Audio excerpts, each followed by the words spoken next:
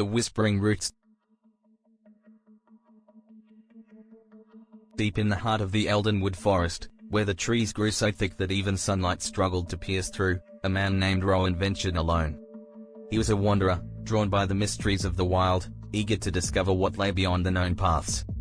The forest hummed with life, birds whispered secrets, the wind carried murmurs, and the trees swayed as if guarding ancient knowledge. But Rowan pressed on, undeterred by the thickening shadows. Then, without warning, the ground beneath his feet crumbled. He tumbled down, swallowed by darkness, rocks cutting into his skin as he fell. When Rowan awoke, he found himself deep inside a cavern, the air thick with the scent of damp earth and moss. He groaned, trying to move, but something held him in place. Roots. Thick, pulsing roots slithered over his limbs like living veins of the earth. They wrapped around him, not to suffocate, but to connect. His mind blurred as a strange energy surged into his body, flowing through his veins like liquid knowledge. Visions filled his head, of ancient trees, sprawling roots, the whispers of leaves carried by the wind across lands and oceans. He could hear them. Not just the trees in the cave, but forests miles away, jungles teeming with life, the quiet rustling of leaves in distant lands. He could hear the corals swaying beneath the ocean where sea plants thrived, the grass shifting in the fields where deer ran free. In that moment, he perceived deeply. Though his eyes were closed, his mind stretched out, embracing the world around him. Through the roots of the earth, through the veins of plants that stretched across continents, he could see what they saw.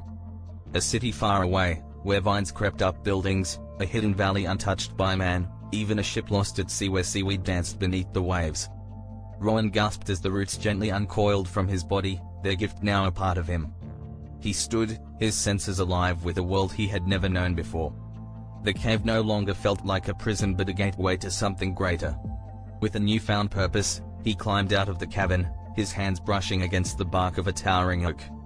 The tree spoke to him, not in words, but in feelings, in the pulse of life that connected all living things.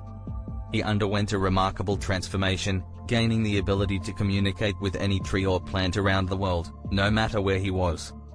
This deep connection to nature allowed him to understand the intricate bond between all living things and inspired him to advocate for the protection of our planet's green allies.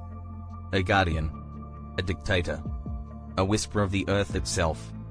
And the world, whether it knew it or not, had just gained a man who could hear its every breath. Wait for part 2 to see if he becomes a savior or a destroyer with his power.